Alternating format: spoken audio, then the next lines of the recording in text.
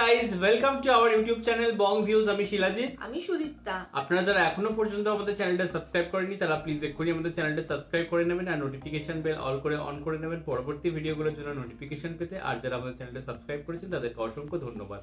আর যারা ফেসবুক পেজে দেখছেন তারা অবশ্যই পেজটাকে ফলো করে যাবেন আর পছন্দ হলে অবশ্যই ভিডিওগুলোকে লাইকও করবেন। আমরা নিয়ে চলে এসেছি আবার একটা ইনফরমেটিভ ভিডিও নিয়ে, যার টাইটেল হচ্ছে কেন ভারত চীনের কাছে বাংলাদেশ গুরুত্বপূর্ণ, এবং চ্যানেল নেম হচ্ছে 71 টিভি। তো চলুন, এটাও আবারও সেই একটু জিওপলিটিক্যাল টাইপের ভিডিও, তো চলুন দেখে নিই ভিডিওটা। আর ভিডিওটা যদি কপিরাইট ক্লেমের জন্য ব্লক হয়ে যায় তাহলে সম্পূর্ণ ভিডিওটা আপনারা আমাদের ফেসবুক বা ইনস্টাগ্রাম পেজে পেয়ে যাবেন। আর ফেসবুক বা ইনস্টাগ্রাম পেজের লিংক আপনারা আমাদের ডেসক্রিপশন বক্স ও ফার্স্ট পিন কমেন্ট থেকে পেয়ে যাবেন। তাহলে চলুন সবাই মিলে ভিডিও দেখা শুরু করি।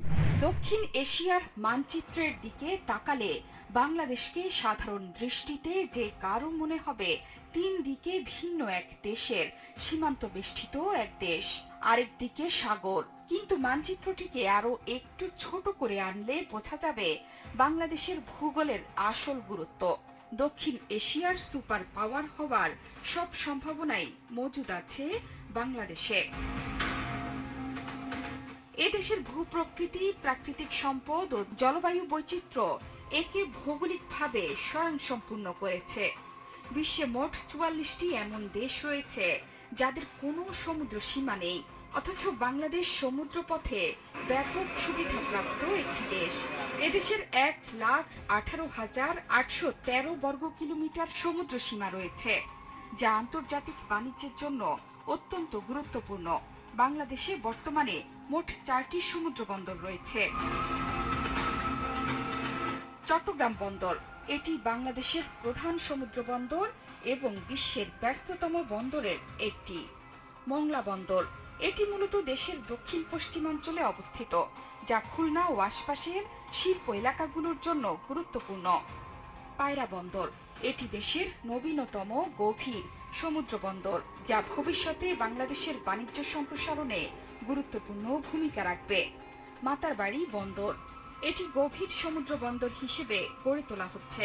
এই সমুদ্র বন্দরগুলোর কারণে বাংলাদেশ সহজেই চীন, দক্ষিণ পূর্ব এশিয়া ও মধ্যপ্রাচ্যের দেশগুলোর সঙ্গে বাণিজ্য করতে পারে। বাংলাদেশের ভৌগোলিক অবস্থান এতটাই গুরুত্বপূর্ণ যে এটি দক্ষিণ এশিয়া, দক্ষিণ পূর্ব এশিয়া ও চীনের সঙ্গে সংযোগ স্থাপনে এক গুরুত্বপূর্ণ ট্রানজিট হাব হতে পারে। চট্টগ্রাম ত্রিপুরা ট্রানজিট বাংলাদেশ চীন মিয়ানমার করিডোর দেখাচ্ছে অপার অর্থনৈতিক সম্ভাবনা। ভুটান এবং নেপালের মতো ল্যান্ডলকড দেশকে বাংলাদেশের সমুদ্র ব্যবহার করতে দেওয়ার মাধ্যমে বাংলাদেশের অর্থনীতিতে সম্ভাবনার দুয়ার উন্মোচন হতে পারে।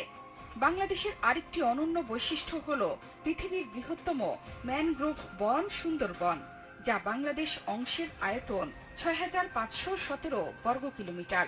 খুলনা, সাতক্ষীরা, বাগেরহাট, পটুয়াখালী ও বরগুনা জেলায় বিস্তৃত এই বন শুধু পরিবেশগতভাবে নয়, অর্থনীতির ক্ষেত্রেও গুরুত্বপূর্ণ। এটি বিশ্বের অন্যতম বাঘের আবাসস্থল, রয়্যাল বেঙ্গল টাইগার। বিশ্বের অনেক দেশে বড় কোনো নদী নেই, কিন্তু বাংলাদেশ নদীমাতৃক দেশ।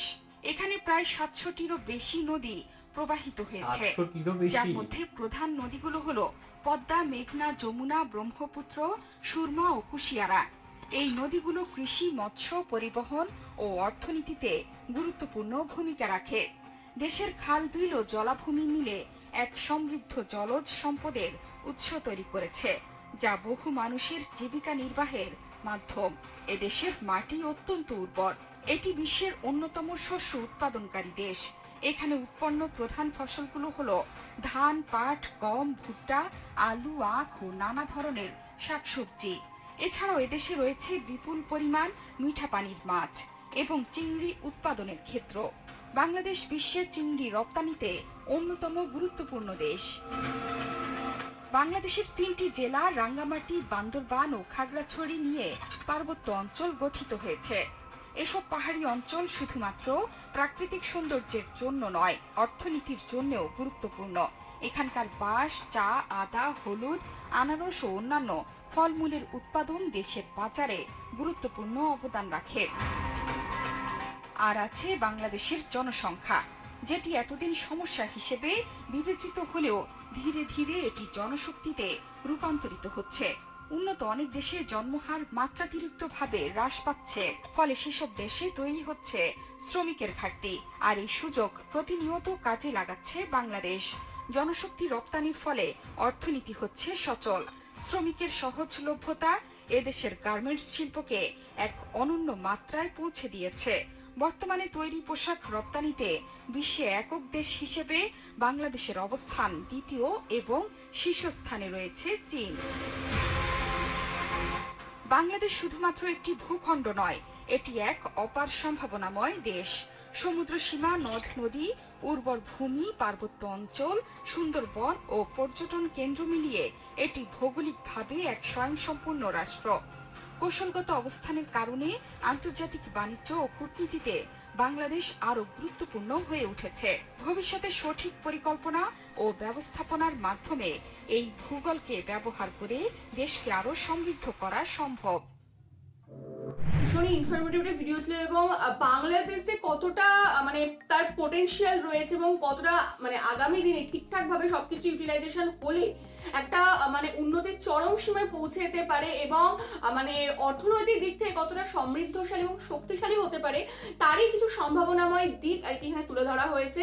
এবং বাংলাদেশের যে মাল্টিপল শক্তি, সেটা প্রাকৃতিক দিক থেকে হোক বা বিভিন্ন অর্থনৈতিক দিক থেকে হোক বা হিউম্যান রিসোর্স যেটা, সেটাকে যদি ঠিকঠাকভাবে ইউটিলাইজ করা হয়, তো সমস্ত দিক থেকে কিন্তু ভিডিওটাকে খুব সুন্দরভাবে কভার করা হয়েছে। এবং আমরা এই ধরনের বক্তব্য বা এই ভিডিওটার যেরকম কথা বলা হলো সেটা আমরা ইন্টারিম গভর্নমেন্টের প্রধান উপদেষ্টার মুখেও আর কি শুনতে পেয়েছি, অর্থাৎ ইউনূস স্যারের মুখে। এবং সেখানে দাঁড়িয়ে তিনিও আর কি যে বন্দরের কথা বলেছেন, যে আমাদের পাহাড় নেই তো কি হয়েছে, আমাদের তো বন্দর রয়েছে বা সমুদ্র রয়েছে, সেখানে আর কি মানে যে সমস্ত ল্যান্ডলকড কান্ট্রিগুলো রয়েছে, যেমন হচ্ছে নেপাল, ভুটান বা আমাদের হচ্ছে যে সেভেন সিস্টার্স রয়েছে, তো তাদের দিক থেকে আর কি বন্দর আর কি অনেকটা দূরে। তো সেখান থেকে যে মানে তারাও বাণিজ্যের মাধ্যমে বাংলাদেশের বন্দরগুলো যদি ইউটিলাইজ করে ইউজ করতে পারে, তাহলে হচ্ছে সেখান থেকে তাদেরও অনেকটা রাজস্ব বাঁচবে এবং বাংলাদেশেরও অনেকটা আয় হবে। এবং তাছাড়াও আমরা যেটা দেখতে পেলাম হচ্ছে বাংলাদেশের যে